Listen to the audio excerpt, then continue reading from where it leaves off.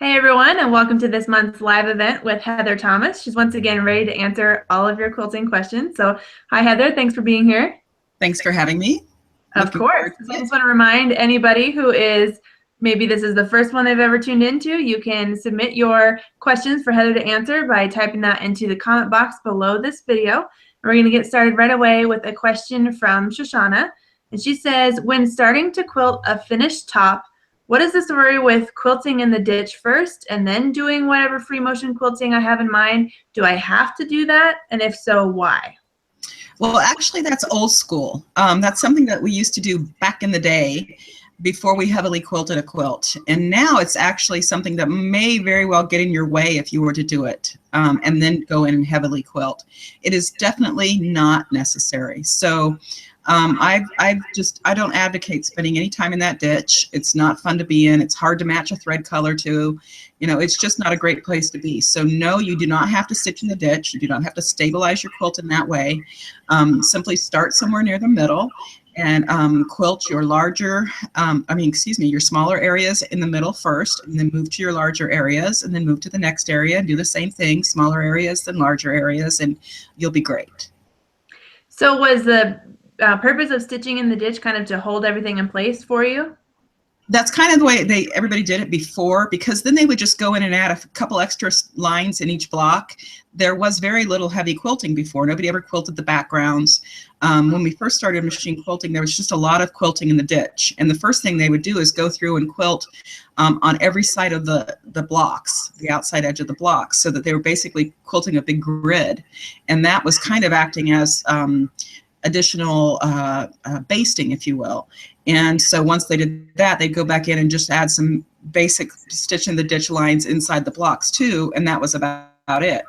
But now we understand that the closer together we quilt, the longer that quilt is going to last. And so most people are quilting about inch. A lot of people are quilting every 1/4 inch and every 1/2 inch.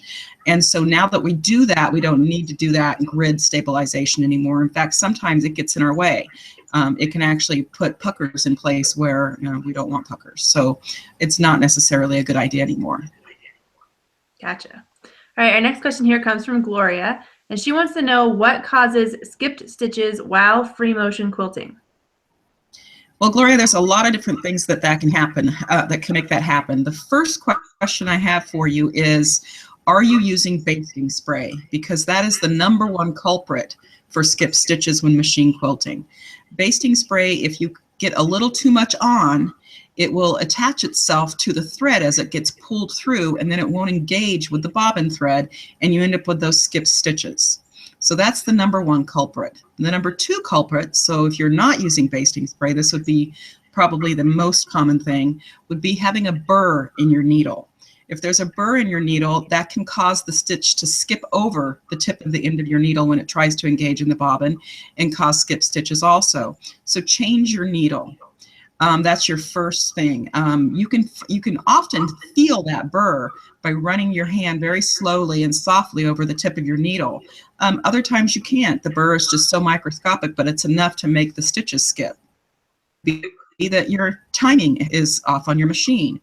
If you broke a pin or a needle recently and your machine hit down hard when it broke, it can knock the timing off of your machine, especially if your machine is computerized.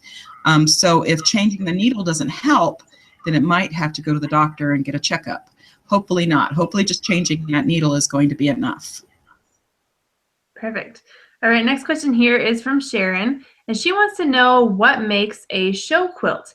If the show is a jury show, what are they looking for, and how do they decide on what will be shown?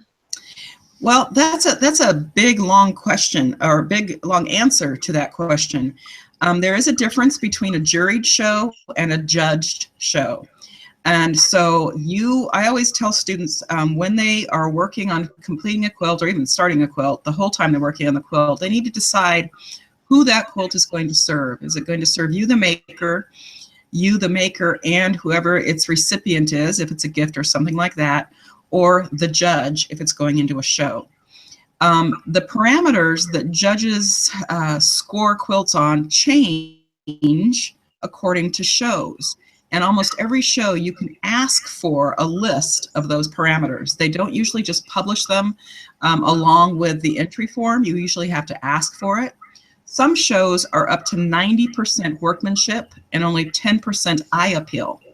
Shows, I believe Houston, for example, is about 50% workmanship and 50% eye appeal. I might be wrong, so don't quote me on that, but I think they do have a lot more interest in eye appeal. Eye appeal simply means a good use of color, a good use of fabric selections, well-balanced and composed design, something that's interesting and not something that they haven't seen over and over again.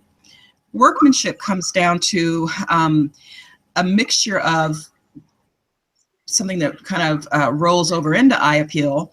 Is it neat? Is it clean? Is it tidy? And then it goes down into the persnicketiness.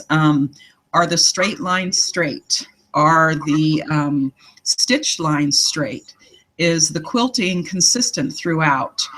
Where it's supposed to be tiny little tight quilting, is it tiny tight quilting everywhere? Are there big areas with nothing in there? And so those things are all very important. Binding is important. The binding should hug the edge of the quilt very, very tightly, and there should be no fullness in the binding. The corners that are mitered on the binding should be stitched down. These are all things that are good for the quilt. That's where the rules of showmanship really came in. The judges looked and said, okay, what makes a quilt a good quilt? What makes it last for a long time? What makes it hold together really well? And they used those ideas as the parameters for judging a well-made quilt. Does it hang well? All of those things, if you look at a quilt that you think, oh, that quilt is really beautiful, and it looks like it's really well made, I don't understand why the quilt next to it won a ribbon and it didn't. One of those things that you can do is kind of start making comparisons between those two quilts and ask yourself, you know, if I look at it and I look at the seams where the blocks come together, are the seams perfectly straight or are they wobbly some places? Look and see the quilting. If it's quilting that's supposed to be a straight line, is it actually a straight line or is it wobbly? And a lot of this gets down to persnicketiness too. That is not necessarily as important for the life of the quilt, but it's the way they kind of get to the point where they choose between all the really good quilts. And so they go from, oh, these are all really, really good quilts, but this one is darn near perfect. And so it's going to get the award. Be careful, because there are competitive quilters out there. That's all they do is make competitive quilts. They might make baby quilts in between and things like that, but their main goal in their quilting life is winning competitions. And they'll make 2 or 3 competition quilts a year, and they'll enter those quilts in every show they can. And sometimes one of those quilts will win over and over again. You'll see it at one show, you'll see it at another show, and it's winning first place here, third place there, judge's choice there. And these people know those rules, and they play by those rules hard and fast. So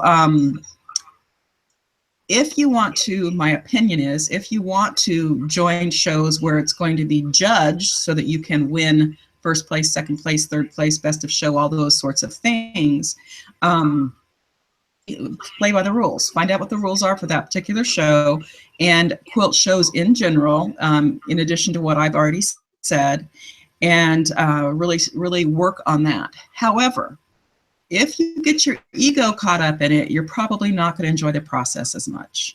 So you might want to stick with juried shows. So juried shows are a little bit different. And juried shows, you have judges, again, that come in and judge the show, but they're generally not certified by AQS or NQA. That's National Quilting Association, American Quilters Society. They are the 2 organizations, I think one of them's gone now, but they're the 2 organizations who trained a lot of judges. Juried shows are often judged by professional quilters like myself, quilters who, not that I would judge a show, but in my realm, they teach, they write, they're out in the public domain, if you will. And so maybe their opinion is valued, and so they're asked to judge. And they will be given a list of parameters also about, you know, a quilt that's clean, that hangs well, that is pertinent to the show, if the show has a theme or a category. And then they know is we have this many quilts that we can hang, and we need this many quilts that are this size because we have these walls, and this many quilts that are that size because we have those walls. And basically they pick and choose of color and style and all those things so that the show hangs well. So juried shows are usually more concerned about putting together a beautiful show than they are worried about picking the best of the best, which is what happens in a judged show where there are prizes. Not to say that there aren't sometimes prizes in juried shows, but they're usually limited to a judge's choice or two and a viewer's choice. So those are things that are based on opinion. Opinion.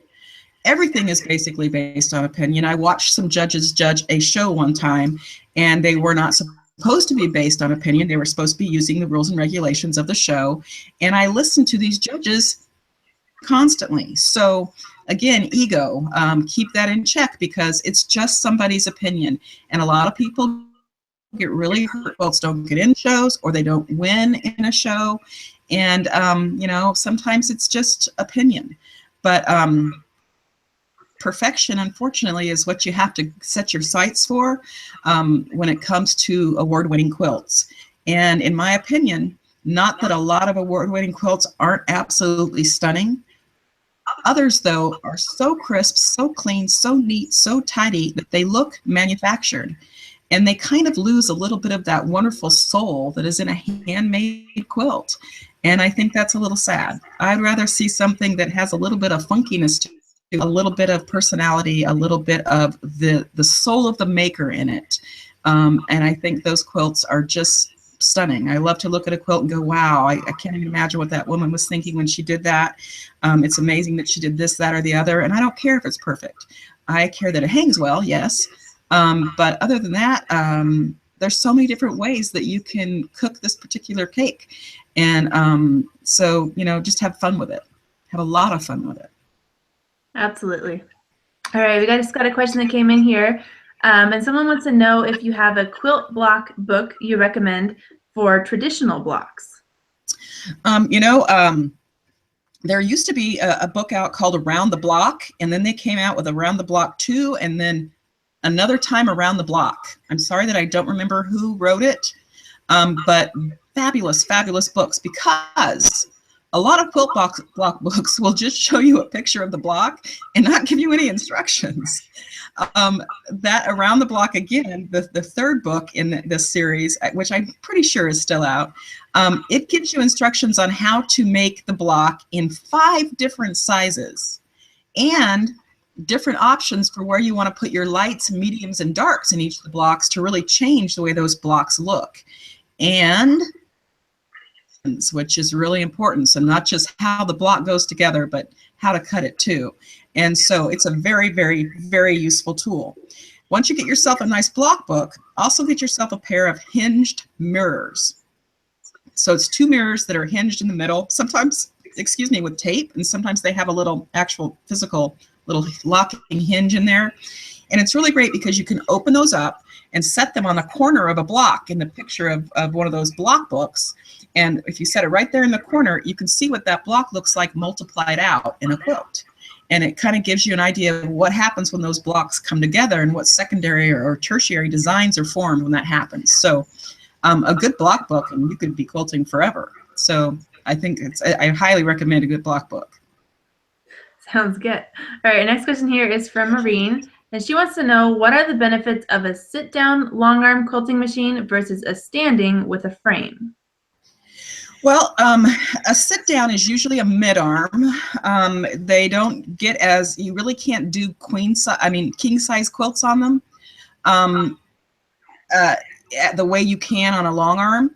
I mean, you can still do them, but they're going to be in your lap and on the table in front of you. So the biggest difference is that, you usually stand when you're working on a long arm. Some people use a stool or a bench, but you can get all the way around that quilt, and the quilt is kind of spread out. The machine is going to move on the long arm, and the machine it becomes your arm. And when you sit down and quilt, it's the opposite. The quilt is your arm. It's what you do the drawing with, and the machine stands still. So they require a slightly different type of muscle memory. Also, the long arm requires a room unto itself. So unless you've got a spare room, you don't have room for one. So, you know, if you're an empty nester and you've got extra bedrooms around, that's great. Or if you've got a family room that you can put it in, that's great. But a lot of us don't have that kind of space. So a sit-down mid-arm is your better bet, something like a Tin Lizzie or something. I had a Queen Quilter, which is a mid-arm. It's got 11 inches instead of the 18 or so that the long arm has. Practice, because you can have the best machine on earth. You can spend $30,000 on a machine, and if you don't practice with it, you're never going to get really, really good at it. Unless money is not an issue and space is not an issue, I highly recommend a sit-down machine, and a mid-arm is as good as you need for a sit-down machine. I don't really think you need a long arm, the longer space in there. The 11-inch to 12-inch is really, really good. So, or the Brother 6000, which is a quilting machine, or what I have is the Viking 1500 Queen Quilter, which is fabulous, and it costs about $2,000, so a lot less than a long arm. Perfect. All right, next question here comes from Hazel, and she says, what size needle do I use for doing strip piecing? Generally speaking, we piece with a size 80 needle. And a lot of people use universal needles, and those are great needles. I tend to use top stitch needles for all of my stitching. They're simply sharper. And so they give me a much nicer seam. Sometimes when you're using a needle that isn't as sharp as you'd like it to be, your stitch line kind of wobbles back and forth ever so slightly, and it's not a really perfectly straight stitch line. Moving to a much sharper needle can make that better. And so I tend to use that, a top stitch size 80 with a size 50 thread. Okay, and a little follow-up here. What if you're doing foundation paper piecing? Foundation piecing, definitely move to a top stitch needle. Much sharper. Move that stitch length closer together. You don't need those stitches right on top of each other, but if you normally sew at about a 2.5, you want to do your paper piecing at about a 1.5. Okay, perfect. All right, Patty wants to know, what is the easiest or best way to quilt a queen-size quilt on a home sewing machine? She said she's seen several tutorials showing rolling the sides, others just sort of scrunching the quilt under the throat plate, and she wants to know what you do. What I do is I do not roll. The rolling is really hard on the body. It hurts my shoulders and my neck, and it's very cumbersome. And then you have to unroll and re-roll and all of that stuff. So I do this thing called an accordion fold. And basically, I take the quilt and I put it underneath the foot of the machine, and I put these little folds in it and push it up against the inside of the machine until I'm at the place I want to quilt. Then I quilt for a while, and I just unfold one of the accordion folds, and then I quilt for a while, then I unfold one of the accordion folds. And when I get to the end of the quilt, I move it up to where I want to quilt next, and I accordion fold again until I get back into the middle and do the same thing again. So that accordion fold is really nice. It's not neat and tidy or perfect. It's just enough to get it out of the way and allow it to kind of sweep underneath your foot as you need to move it. You're really helpful is to make sure that you have a table on your left-hand side, some sort of table, either a small folding table or your ironing board, so that it's at about the same height as the table that you're sitting at, so that you have that L formation. And that L formation helps the weight and the body of the quilt. So if I can keep the bulk of my quilt up on those two tables, the table I'm sewing on and the table that's making the L, then it's not going to fall off of me or fall on the other side of the table and drag or pull on the needle. I want to make sure that I've got that area to keep it steady and sturdy and have it not drag. But once you've got that and you do that little accordion fold, just pay attention to what you're quilting. Don't think about the whole quilt. When you think about the whole quilt, it becomes overwhelming, number one, but it also, you can't figure out how to manage it. Just manage the portion right in front of you. Make sure the rest has some good support, and then stop with the needle down so you don't lose your spot, renegotiate your quilt, and stitch on. Absolutely, and I think we even have a quick little video on our website of you demonstrating that fold as well, and how you I think so. Absolutely. All right, our next question here, someone wants to know if a walking foot helps Yeah. with accuracy in piecing. In wedding? In piecing? In piecing, yeah. No, absolutely not. No, no, no, no, no. Now you have two different feet, and there's a lot of confusion with this because there are some sewing machines out there that have what's called a dual feed system. And other people will use slang and call that a built-in walking foot, which it is not. It is a dual feed system. Foth is one of the most famous. I think they were the ones that started it, but I think there's other brands that have it now too. Dual feed comes, dual is two, and it's a way of improving the feeding of two pieces of fabric through a machine. So if you have that dual feed system, yeah, use it because it's going to be great for your piecing. But if you don't have that, then you want to use a regular piecing foot. A walking foot does this motion like this on top, while your feed dogs are doing this underneath. And unfortunately, they don't go at the same rate, which is good for machine quilting, but not good for piecing. It actually kind of granuncles your fabric underneath there, and it pulls the top at a different speed as from the bottom and makes the piecing sloppy and hard to do. So no piecing with a walking foot unless you have a dual feed system that you're talking about, and then yeah, piece away. All right. So would you put your walking foot on then just for quilting? Just for quilting, that's it. Yeah. Okay.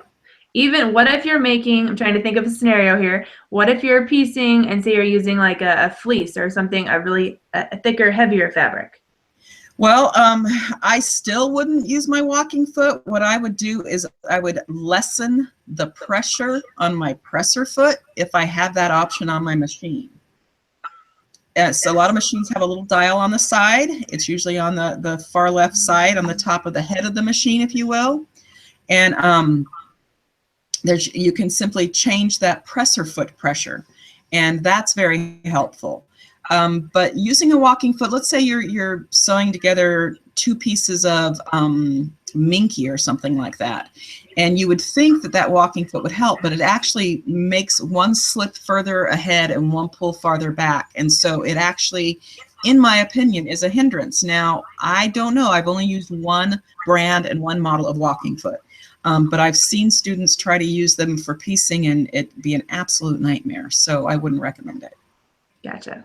All right. Our next question here, when preparing yardage to cut, should I pull it straight before cutting or just trim the edges and discard the pieces that don't line up? I found that some fabrics are very crooked when trying to line up the selvage edges. Yes, and they're getting more crooked all the time. The more the fabric industry is streamlined, the more it's tried to make more economical, the more lower grade gray goods, G-R-E-I-G-E, is the goods before they've been printed that we have. And so often something will be printed so crooked that if you were trying to line up the print, you really can't. The fabric, which we don't want to do. So everybody has their own way of doing this. My thing, what I do is I clip the corner of my fabric or the end of my fabric that's been cut, and right at where the selvage meets the fabric, and I rip the selvage off both edges of the fabric.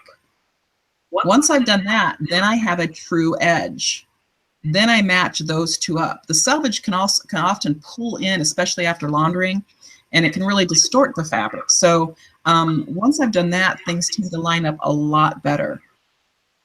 It doesn't necessarily matter if it's a small piece, but if it's big yardage and you're cutting wide borders or something like that, then getting that matched up can be pretty darn important, or if you're doing a lot of strip piecing. So try ripping that selvage off and then matching up those ripped edges, and I think you'll have a more successful time with it. Perfect. Now, since you mentioned ripping your fabric, and I know you've talked about this before, do you prefer ripping your fabric versus using a rotary cutting system? If I am doing exact or traditional piecing, I rotary cut. The only time I'm going to rip my fabrics is if I am doing a very long border and I have bought enough fabric to get the length of the border from the length of the fabric. If I'm going to be piecing it, then I'm going to cut it with a rotary cutter. But if it's a long piece, because I just know I'm going to get a truer border that way, and I don't have to worry about folding it over and folding it over again to fit on my mat. But other than that, so many of today's fabrics, again, back to that poor quality gray good or not as great quality gray good, a lot of fabrics, when you rip them these days, you'll end up with little white strips going into the ripped edge, and you'll lose a ½ inch, and it can show when you're piecing. So I don't advocate ripping for those things. But I also do a lot of just really freestyle stuff where I'm not piecing at all. I'm just throwing fabrics on top of each other and then stitching them. And those I definitely rip because I like that raw edge. But I'm talking about really high-end fabrics, velvets and silks and high-end cottons with a high thread count. So that I know that they're not going to do that little white wicking up into the color. But you can always just try a fabric and see whether or not it looks good when it's been ripped. Because like Kay Fassett does these wonderful, what are they called? I can't even think what they're called right now. But they're a woven fabric, and they're like a semi-solid, but they're woven with one color in one way and one color in the other way, and together they make a new color. And they rip beautifully because the fray on them is just gorgeous. So, you know, if you're looking for some texture on the surface, fabric fray can be really cool. Perfect. All right. This question kind of goes along with that. And she says she's fairly new to quilting and likes panels, but find that the panels are printed unevenly on the fabric and it's difficult to square it up. So I guess how would you square it up if your panel's not square on your printed fabric? Okay, so this is not about cutting when it comes to a panel. This is about misting and pulling.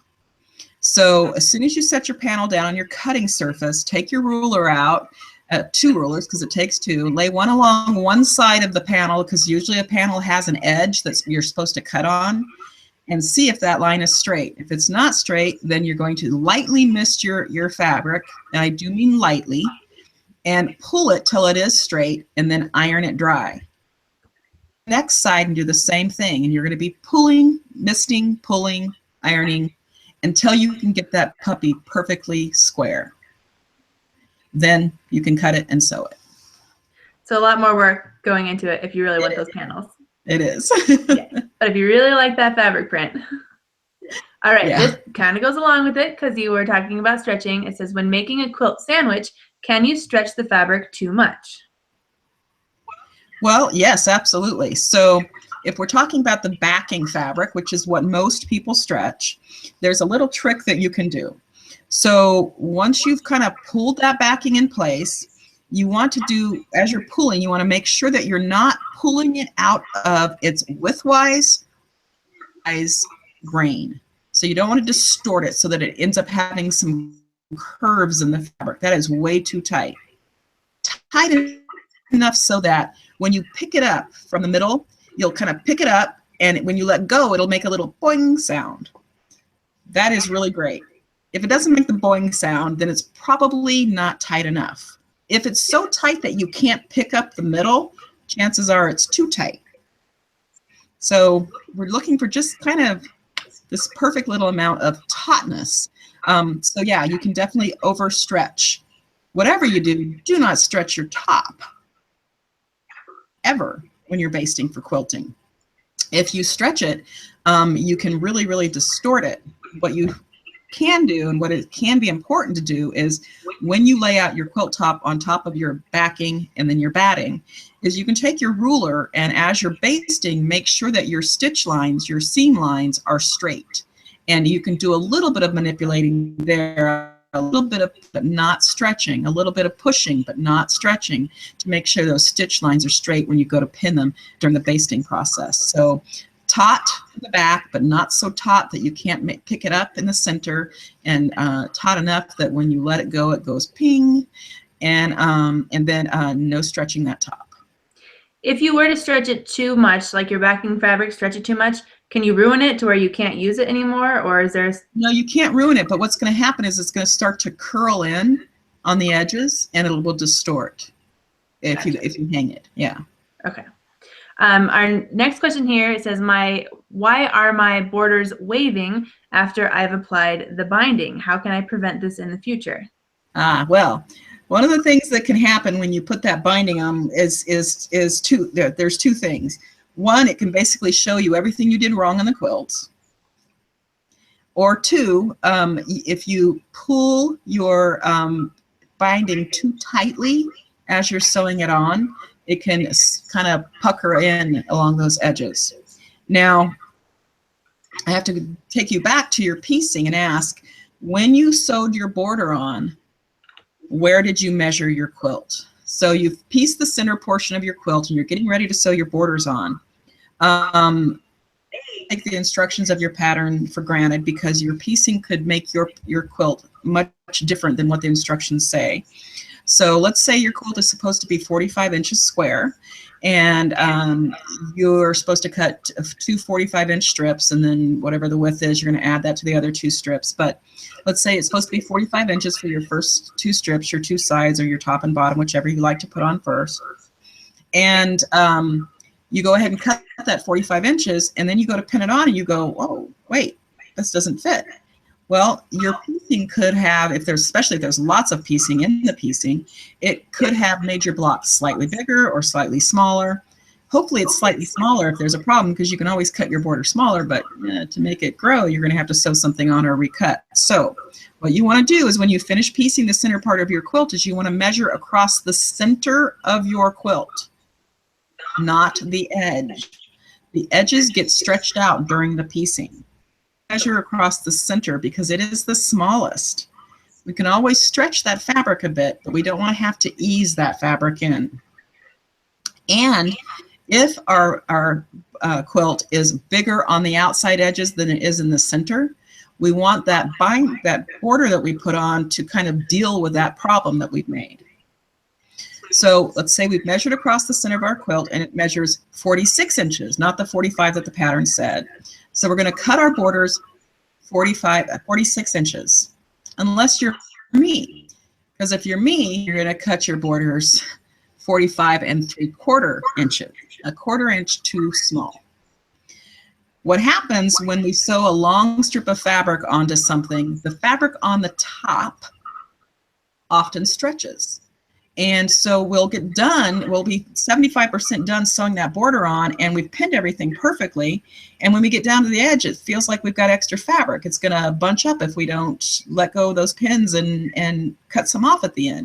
And that's because that top fabric stretched. So if I make it just slightly too small, I don't usually tend to have that problem. I always pin my borders on right in the middle and at the end. I just hold the beginning. And that's the only pins I usually put in, unless it's a queen size or a bed size quilt. And then I might put 5 or 6 pins along the edge. I've seen other people put a pin every 2 inches. It's whatever makes you comfortable. But borders need to be cut to size, not sewn on and the excess cut off, because you will feed in extra fabric every single time. And it might look like it's laying flat before you've quilted it, but by the time you've finished quilting it, it is no longer square. And you think it might be square because when you trim it up, the edges are straight, and you put your binding on it, and then you go to either hang it or drape it on your bed, and you've just got the big old wave like a flag on the edge. And that's because your borders are too big 90% of the time. The opposite can happen. However, you have a great quilt, your borders fit perfectly, and you go to put on your binding. Hold your binding when you're attaching it to your quilt, puts a lot of pressure on that binding, and you're stretching that binding too much as you sew it on, so that when you're done, it kind of sucks in the edge of the quilt and makes it wave. So, one is from something being too big, the other is from something being too tight. So those are two things to kind of work on and master or get better at, and you'll eliminate those wavy edges. Perfect. All right, next question here is from Marine, and she says, what is the best way to baste a quilt together? I pin, but no matter what, I always run into material gathering. Well, your material gathering can be issues with your machine or the way you're approaching your machine, or it can be your basting. So when I go to baste a quilt, I pull the back tautly, just tautly enough, not so tight, just like we talked about earlier. I put on my quilt top. If my quilt is about 36 inches or so or smaller, I will pin baste the whole thing. If it's larger than that, I'm going to heavily pin baste the area I'm going to quilt first, and then lightly pin baste the rest of the areas. The pins that I use are straight pins, not safety pins, and they are silk pins. The brand is Iris and IBC. Those letters I, B, and C are the two brands I recommend. Almost every other pin that calls itself a silk pin is not. I'm not sure what it is, but it's not a silk pin. A silk pin should be very long and very skinny, and you want ones that have little bitty tiny metal heads, not glass heads. Every 3 inches in every direction. I don't make it neat and tidy. There is no grid with my pins. It is about every 3 inches. And I have no problem with any type of puckers or pleats anywhere. Show, I hate to use the word shame, but it's just a little saying that quilters use. Puckers or pleats on the front, shame on the piecer. Puckers or pleats on the back, shame on the quilter. And if you're both persons, then you know ain't nobody's fault but your own. So we don't want that to happen. Now, if you're basting everything really great and you're saying, I baste just like Heather says, but I'm still having problems, sometimes if you have a sewing machine and you're using a foot on it, a free motion foot on it, that is generic, that wasn't made for the brand of machine that you're sewing on, sometimes even though they fit, they're really not all that compatible, and it can cause you to have some issues. Sometimes your machine is a little bit loosey-goosey feeling, and you feel like you have no control, and it's feeding on the top with that free motion foot, but the bottom nobody's controlling or doing anything with that bottom. Try bringing your feed dogs back up. I always quilt with my feed dogs in the up position, not lower. And I know that that's a lot different from what most people do, but it's gaining popularity. A, it gives you a little bit more control, and B, it can help the disparity between an ill-fitting foot on the top if it's got something to work against, which are those feed dogs on the bottom. So that's another thing that you can try. Perfect. All right, our next question here is right up your alley as far as colors go. So Mary wants to know if you could explain where neutrals, off-whites, creams, tans, where they belong on a color wheel, how they fit in. Well, the true neutrals are gray, white, and black, and they are not on a color wheel because they're not really colors. White is the closest thing we have to pure light, and black is the absence of light. White cannot be attained by mixing any colors together, and black is made by mixing the 3 primaries together, not by mixing all the colors together. If you mix all the colors together, like if you're a watercolorist, you'll see how easy this is to prove. If you use all the colors in one day, your color is going to be brown, an ugly, dirty, gray, icky brown. So the 3 primaries mixed in the right combination makes black. And basically what those 3 colors are doing is nixing each other out and making them go away. Now, quilters and a lot of other artists, we tend to use a lot of off-white, taupe, cream, those sorts of colors also as neutrals. And we do that because we kind of got started in quilt making back when muslin was the thing. It was cheap. And a lot of quilters use muslin as their backgrounds. And muslin was usually off-white. Sometimes if they had a little bit of money, they could afford the bleach muslin, but a lot of times it was going to be the natural colored muslin. And so we tend to look at these very pale colors as neutrals. However, they're not. You can look at 20 different muslins and you can see different colorations in them. And sometimes they are simply very, very pale, dirty yellow, pale, dirty yellow orange. Sometimes they're pale, dirty red orange. Sometimes they even have some blue or green cast to them, especially the taupes. So these are things that we use as neutrals, but they really aren't neutrals. They're simply very, very, very pale tints of some of the colors on the color wheel. Gotcha. And if you want a more in-depth look at color, of course, Heather has a color theory class available on our website, and that comes with the color wheel and all sorts of information. And my color book, too. You can get that on the site. Exactly. So everything you need to know about color available from Heather Thomas on our website. Okay.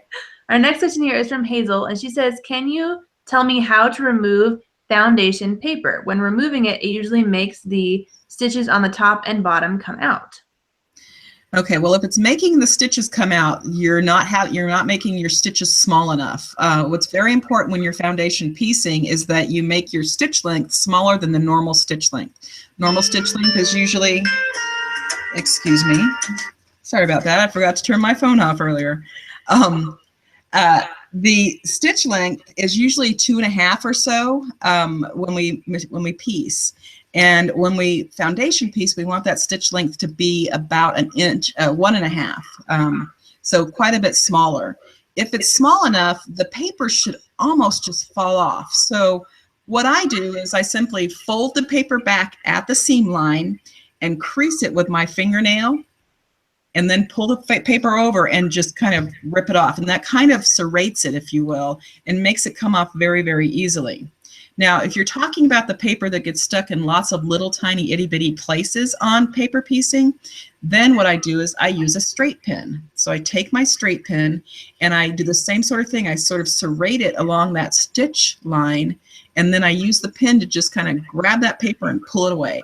And it comes off very, very simply. Now, the best way I know how to get paper piecing paper off of a block is to pay a 10-year-old. So I know that my kids almost got rich taking paper piecing off because I did, mariner's compasses for years and years.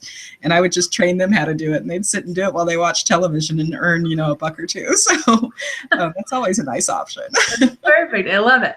Okay, a little follow-up question to that, because when I've done it in the past, I don't always backstitch at the beginning or end. So when I'm starting the ripping process, it's like the first couple stitches will come undone. That can happen, yeah. And so what I do is I hold that stitch line so that doesn't happen. I just try to remember at the very beginning and the very end to hold that stitch line so that I don't pull that loose. Okay, perfect. All right, our next question here is from Debbie, and she wants to know if there's a minimum throat size that you would recommend that would be needed on a home machine to do free motion quilting.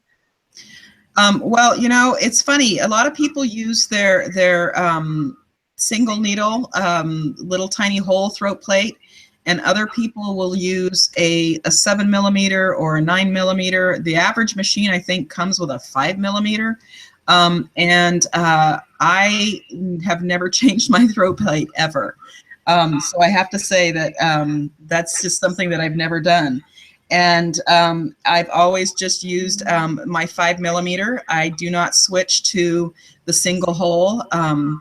The main reason I don't switch to the single hole, even though it does give you a neater stitch line, is that it also causes a lot more needle breakage, because let's face it, we're pulling on that quilt as we machine quilt. We're moving that and pulling it into different positions. And when we do that, sometimes the needle can come down. It's got a little bit of a bend to it because it's kind of flexible, can come down on the side of that single hole in the single hole plate.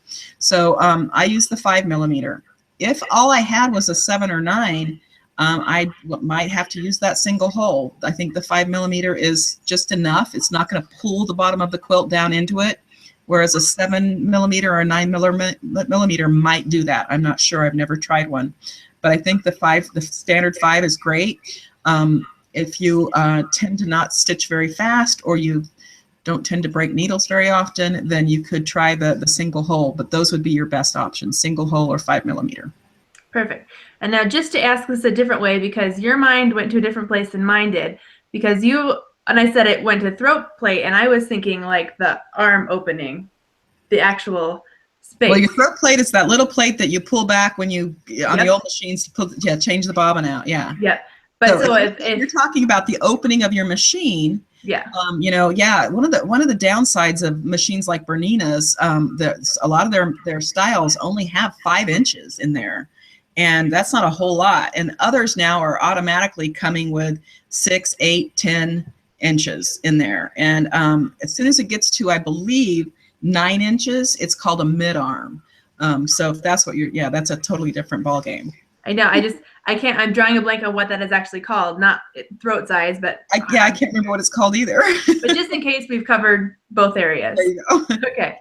A question here from Linda, and she wants to know. We talked a little bit about walking feet before, but she wants to know if you use your walking foot to bind your quilt. I do not, but I know a lot of people who do, and that is a good use for your walking foot, because you've got, gosh, 7 or 8 layers. If you're machine quilt, if you're putting it on by machine front and back, you've got lots of layers there. So anytime you have 3 or more layers, feel free to throw that walking foot on. Just don't use it for 2 layers.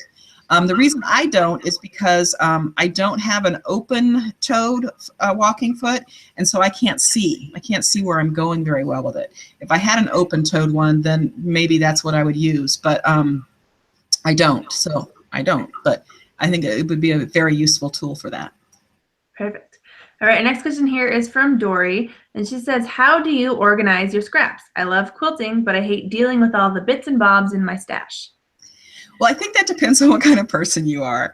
I've seen lots of different ways. First of all, I'm going to do a little bit of stash theory here real quick. I believe that there are 2 types of people in the world. People who buy beautiful fabric and people who use beautiful fabric. Yeah, okay. They usually aren't the same person. If you use the fabric in your stash, meaning that when you go to make the next quilt, you actually go shopping in your own stash rather than going shopping in the store, that means you're using your stash up. Then your stash needs to be where you can see it on a regular basis, not tucked away underneath the bed or tucked in trunks or whatever. It needs to be in either a closet with shelving that you can open the door and look at it easily, or on open shelving. If you're worried about getting sunlight on it, put a curtain on it or something like that.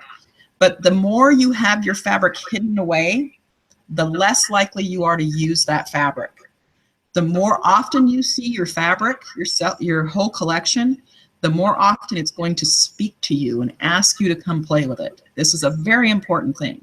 It's why painters, when you go to a painter studio, they don't have their paint neatly put away.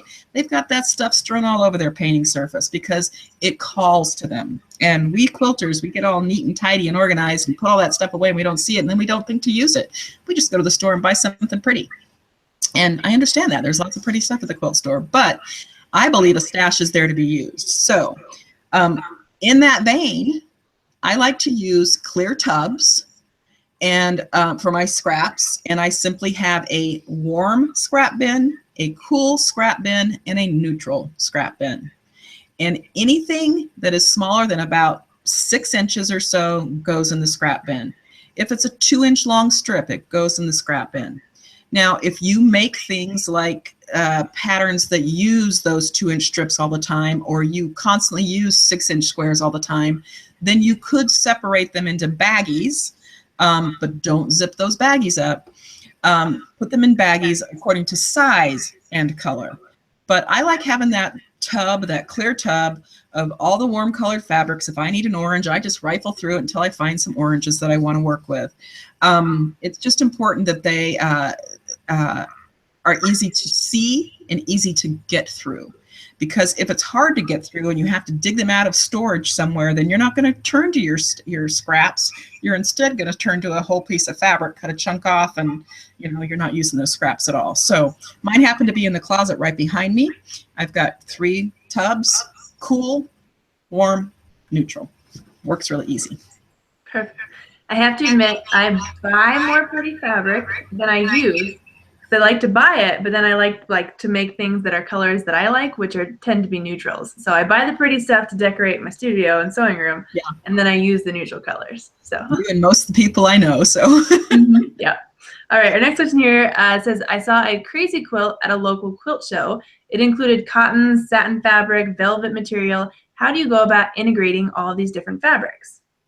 Well, the wonderful thing about the crazy quilt, and this has been being done since crazy quilts have been around, is that they're sewn on a foundation, and that foundation is usually muslin. And because they're foundation pieced, you can get away with all of those different fabrics. Now, generally speaking, were you to try to piece with silk and velvet and cotton in the same block without a foundation, it would be mayhem. I mean, just you pull your hair out. And we don't want that. We want to have fun while we're doing this. So yes, you can use all of those things. Throw it all on a foundation, just like if you were to paper piece or flip and sew, which is how crazy quilts were done. And the reason they were done that way is because they were being sewn on a foundation. So You can pre-sew a couple of pieces together and then put them on the foundation also, because sometimes you'll get some corners that you can't get another second piece in there, and you're like, how do I put this on that foundation? And when you do that, you're just kind of rough sewing things together, and you can trim the seam allowance afterwards. It doesn't have to be perfect. That's one of the wonderful things about a crazy quilt. So yeah, you can throw all those different fibers in there, but do it on a foundation. Sounds like a good way to use up some stash fabric also. All right, our next question here, how can you join batting together to get the required width for a king-size quilt? Well, you can buy king-size battings, just so you know, but they're usually in packages. They're not off of the big bolts, so you'd have to get packages, and they can be a little bit pricey. When you're joining your batting together, it is very, very important that you do not overlap the batting, and you do not sew it with a regular seam and then open it up like you would a piece of fabric. Instead, you want to make sure that you have two edges, the edges of your batting are perfectly true, and you are going to butt them up right next to each other like so, and you're going to join them together with a zigzag. And you want that zigzag to be wide enough that you have at least 1/8 of an inch on each side of the batting, and you want it to be far apart. It does not need to be close together like a satin stitch. So it's going to be a wide width and a large stitch length, and that is the way you join together batting. It's really easy. Perfect. I do think we have a video of you doing that also. I think so. That will be on the site too for a better visual to go along with that. All right, next question here. Do you have, with emphasis on have to, use special thread for your quilting, or will just regular sewing thread work?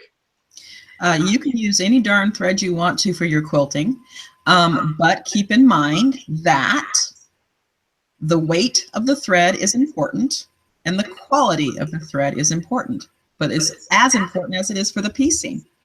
When we piece, we want to use a kind of medium weight thread, which is 50 weight. And some people like a 50 weight 3-ply, such as Gutermann or Mettler, and other people like me like a 50 weight 2-ply, such as Aurifil. It feels thinner, but it's just as strong. The weight system on thread is actually telling you how much product goes into that thread per inch, but what it tells us as the user is how strong tensile strength that thread has. And then the size of the thread is telling us how thick or heavy that thread is. So when we're piecing, we want a mid-weight thread, and when we're quilting, we can quilt with anything from a lighter than mid-weight to a mid-weight to a heavier weight. But there's very important information. The closer you sew or you quilt, the thinner the thread should be, unless you want the thread to be the thing you see, the thing you feel. If you're quilting about every inch or so, then you want a mid-weight thread. And if you're quilting really far apart, like every 2 inches, then you want to use a heavier thread. So most people that I know machine quilt with a 40 weight thread. That's a slightly heavier than piecing. Other quilters quilt with a 30 weight thread. There are some people who really want the thread to show. They do a lot of surface design with their quilting.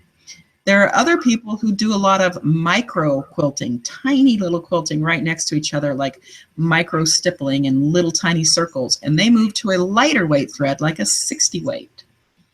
Whatever you use, make sure that it is a good quality. Make sure that it is something that you think you can live with. I can't live with plastic in my quilts, so I only use natural fibers. I quilt 99% of the time, well, 95% of the time with cotton, and about 5% of the time with silk. Used to be back in the day, I'd throw in rayon every once in a while, but every quilt that I've ever quilted with rayon, even when I put cotton in the bobbin, the knots come loose because rayon is so slippery. And then I end up with seam lines or stitch lines that come loose, and I just don't like it. So, yeah. Absolutely. I mean, it's pretty. It adds a little extra shine, but if it's going to fall apart. Yeah. Yeah. All right. Our next question here is how much wider does backing and batting need to be before the quilt top is added? Well, it depends on whether or not you're quilting it or a long armor is quilting it. If a long armor is quilting it, most long armors will tell you they want 4 to 6 inches on all sides. So 8 to 12 inches bigger. Okay. If you're quilting at home, though, generally speaking, for a bed-size quilt, 3 inches or so excess on all sides is great. If it's a small quilt, heck, you can get by with 1 inch on each side. The reason the long armor needs all that excess is because of the way the quilt is loaded onto their machine. The reason we need that excess is in case there's any shifting of the top during the quilting process and it pushes towards the edge. And then if we had our batting and backing cut exactly the same size as the quilt top, we'd be in trouble because there'd be no batting or backing. So the bigger the quilt, the more excess you want. Okay. Perfect. All right, our next question here, what is a great and easy binding application? A great and easy binding application. Well, I'm not sure you can find an easy one per se, but there's a great one. Yeah. Well, you know, lots of people do binding in lots of different ways. And I think what happens is we all find a way that works for us, and that's what we stick with. I know there's all kinds of wonderful ways now that people have of joining the beginning and the end, and there's so many different things. I know that we have lots of, several videos on the site, at least 3 that I can think of, 1 or 2 from me, and then there's other people doing them too. Double French binding is the binding that most people use. Most people don't know that that's what they're using, but that's what it's called. And that's simply when you cut a 2 inch or 2 1/4 or 2 1/2 inch wide strip of fabric, you join it together in L formation so that you get the length that you need. And then you fold it together, wrong side together, and you end up with a double layer of fabric. And you sew it by lining up that raw edge with the raw edge of the quilt, and then you fold it over to the back. If you're machine stitching on the front and the back, then generally most people will sew it to the back and pull it to the front. If you're hand stitching on the back, then most people sew it to the front and pull it to the back and then hand stitch. Perfect. And the hand stitching part is what makes it take so long. Exactly, but it looks fabulous. So that's true, it does. And back to one of the very first questions, if you're going to enter it in some sort of show or something, you want it to look.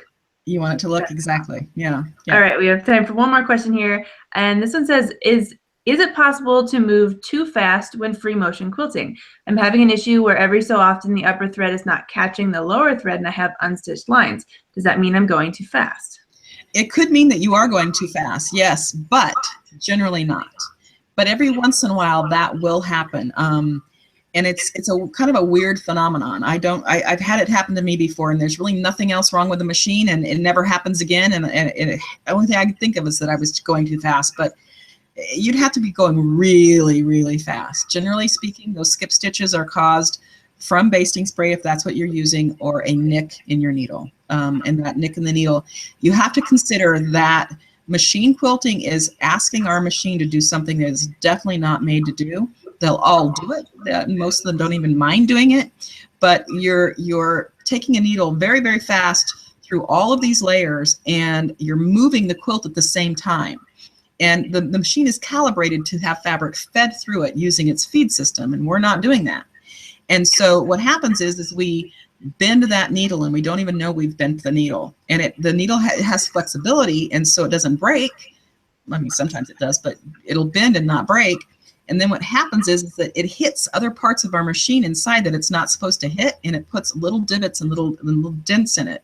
And it can happen right after you change a needle, and you'll go, oh my gosh, why is this happening? I just changed my needle. Well, chances are if you change your needle again, it won't happen.